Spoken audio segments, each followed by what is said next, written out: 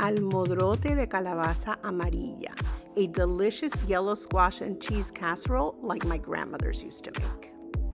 Sally that girl in the kitchen.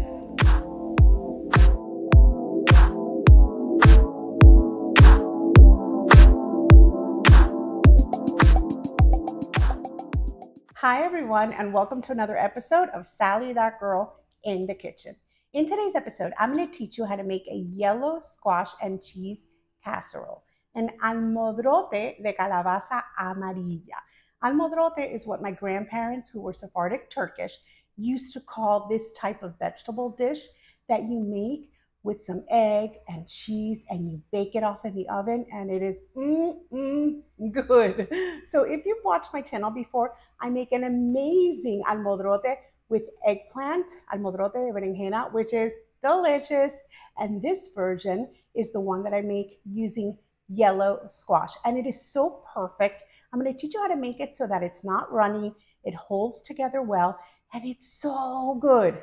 So I am super excited to teach you how to make it. So let's not wait another second and let's get started. For today's recipe, you will need 3 pounds of yellow squash, 2 tablespoons of extra virgin olive oil, 3/4 of a teaspoon of salt, fresh ground black pepper to taste, 12 ounces of shredded mozzarella cheese, 6 ounces of grated Parmesan cheese, plus a touch more for sprinkling, 3 large eggs, and some non-stick cooking spray. You will also need a cutting board, a knife, a fork, a serving spoon, some measuring spoons, a small, medium, and large bowl, a 9x13 baking dish, some oven mitts, and either a food processor, which is what I'm going to be using to grate my yellow squash, or of course you can use a handheld grater instead. And I'm going to be using my favorite tool for squeezing liquid out of vegetables.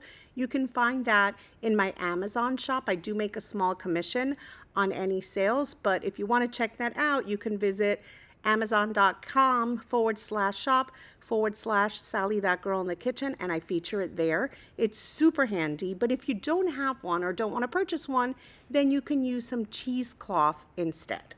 So now that we have all of our ingredients and tools together, let's get started. So the first thing you're going to want to do is preheat your oven to 350 degrees, making sure you have a rack placed in the center. Then you're going to grab your beautiful yellow squash. So I have 4 of them, but what you're looking for is 3 pounds. And then they're absolutely beautiful. We're going to cut off the ends to be able to grate them either by hand or in the food processor. But first I washed them well and I dried them. And then I'm going to cut off both ends. I'm going to do that for all of my squash, and it's absolutely beautiful. We're going to use the peel and all. So all we need to do is cut off the ends of all of them, and then you can just discard those ends. So I'm going to be using the finer grater. So if you're using handheld or if you're using a disc in your food processor, you want the fine grater.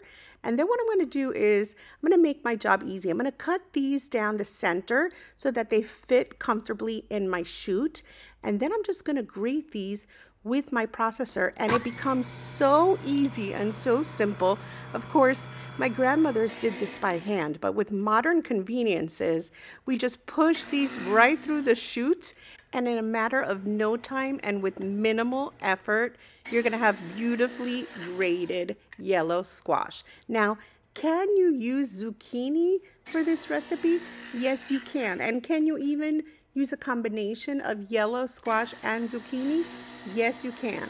The sky is the limit. No matter which one you use, they're delicious. This is the typical classic way, but you can use zucchini too, or you can use a combination. Either way, it's going to be absolutely delicious. I mean, honestly, could this have been any easier and any quicker? It's just incredible how quickly we grated that beautiful yellow squash. So now I unplugged my food processor, and now my squash is grated and absolutely beautiful. So all that's left is to squeeze out the liquid from my yellow squash. I'm going to transfer it using a spoon, then I'm going to squeeze out as much liquid as I can, because this will help our beautiful almodrote set. You don't want it to be runny, so it's really important not to skip this step. If you don't have one of these beautiful tools, then you can use a clean kitchen towel, or you can use some cheesecloth. Just make sure to squeeze out as much liquid as you can. And you can keep that liquid and you can use it to thicken up and flavor a sauce, or you can use it for a beautiful soup, but we do not want it in our almodrote. So what I'm doing is I'm adding this shredded yellow squash into my tool and then squeezing out the liquid, removing now the dry grated yellow squash into a separate bowl, and then I continue the process until I squeeze all of my yellow squash. I do it a little bit at a time because, of course, the tool only has a certain capacity, and plus you want to be able to really squeeze it hard and get all of that liquid out. So by doing it in maybe 3 or 4 batches, it makes the job a lot easier and much more efficient. We're eliminating as much liquid as we can. So now I'm going to set this aside, save it for a different recipe, and now I have my beautiful shredded yellow squash ready to go. So now it's time to get seasoning. I'm going to loosen up my squash a little bit with a spoon. Then I'm going to add 3/4 of a teaspoon of salt, because my cheese is already pretty salty. I don't want too much salt. Then I'm going to add fresh ground black pepper to taste. You can add as much or as little as you like. I like a lot of pepper, but that is totally optional. It's up to you how much you add. And then what we're going to do is we are going to add 2 tablespoons of extra virgin olive oil. This is going to add a lot of flavor. And since I don't roast the yellow squash the way I do when making the eggplant version, we want to make sure to add that yummy olive oil flavor in. So I just add that in, and then I stir it well with a spoon. And then once that's incorporated, I'm going to add my cheeses. So I'm going to go in with 12 ounces of shredded mozzarella cheese. And then right on top of that, I'm going to come in and add 6 ounces of grated Parmesan cheese. Now, this is a combination of cheeses that we've used in my house and we absolutely love with this yellow squash. Can you vary? Yes, you can. Can you use some feta? Of course, watch the addition of salt if you're going with feta. Can you use any other combination of cheeses that you like? Yes, you can. Is this combination delicious? Yes, it is. So I definitely would love for you to try it this way and see how you like it. But of course, make it your own. You can play around with it. You can add a different combination of cheeses. I'm thinking a smoked Gouda would be absolutely insanely delicious. But anyway, this is the classic, and trust me, you're going to love it just as is. So now what I'm doing is I'm adding 3 large eggs to a bowl. And then what I'm going to do is I'm going to beat those eggs real well. And then that is going to be a binder. That, along with the cheeses, is really the only binder we'll be adding to this almodrote. I don't use breadcrumbs or matzo meal or any type of cracker. I just bind it together with the beaten eggs and the cheeses. So I'm using 3 large eggs. I added those in, and then I'm just going to mix it real well with my spoon to make sure it's well incorporated, well distributed. And then that's pretty much it. This is such an easy recipe, and you are not going to believe just how flavorful it is once we bake this up. And by having used our food processor and our tool to squeeze out the liquid, I mean, could this be any easier? It's so easy. So now all that's left is to spray a 9x13 baking dish with some nonstick cooking spray.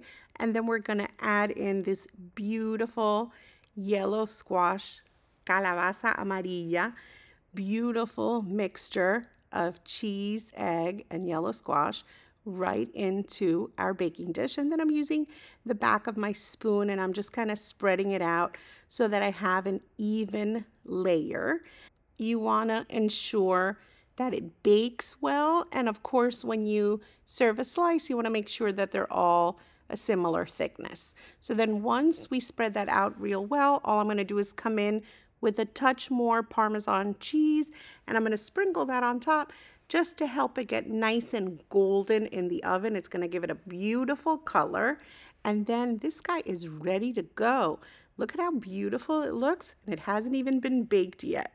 So we're gonna place it on a center rack in the oven, and we're gonna set a timer for 45 minutes to allow it to bake. And then after 45 minutes pass, you're not gonna pull it out.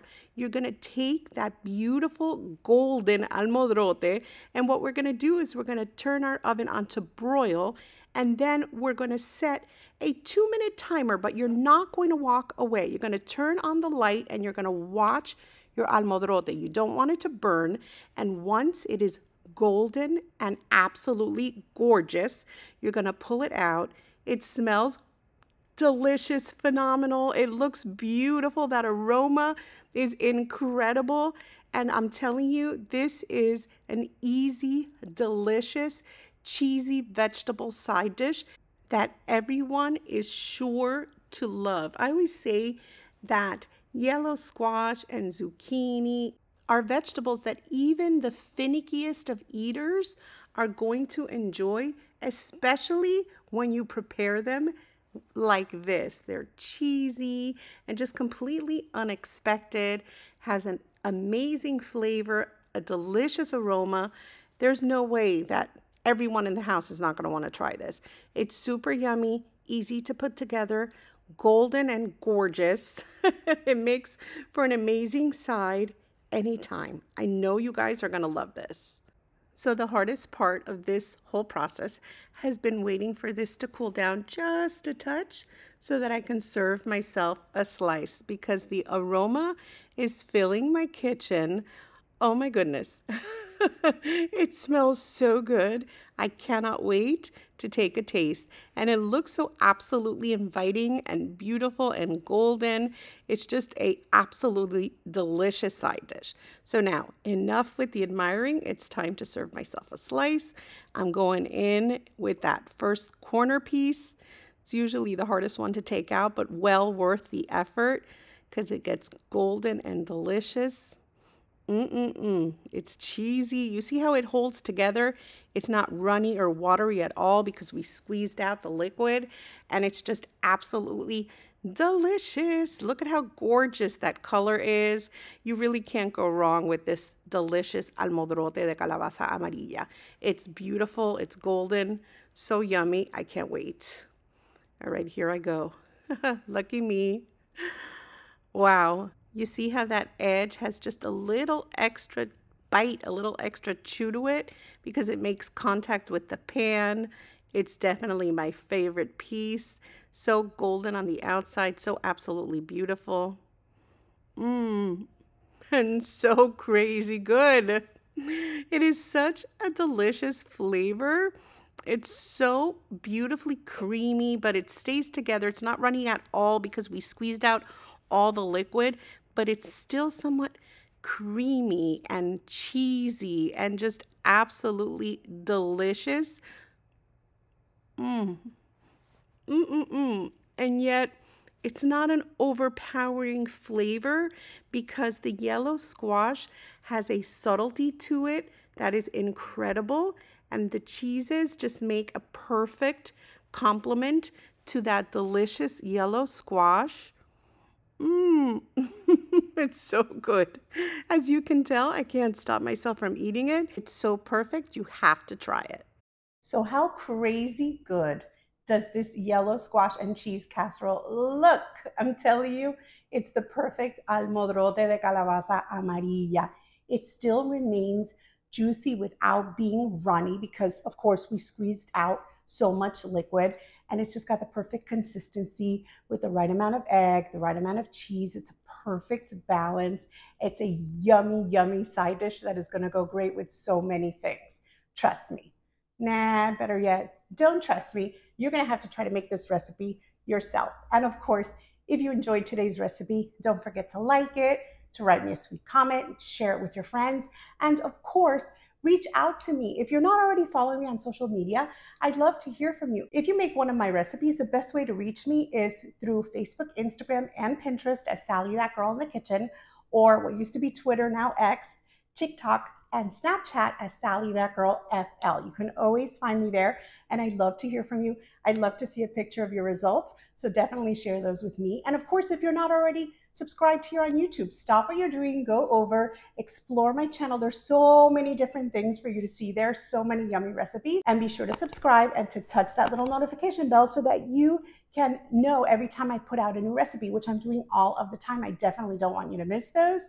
So thank you so much for watching today, and I will see you next time. Sally That Girl in the Kitchen.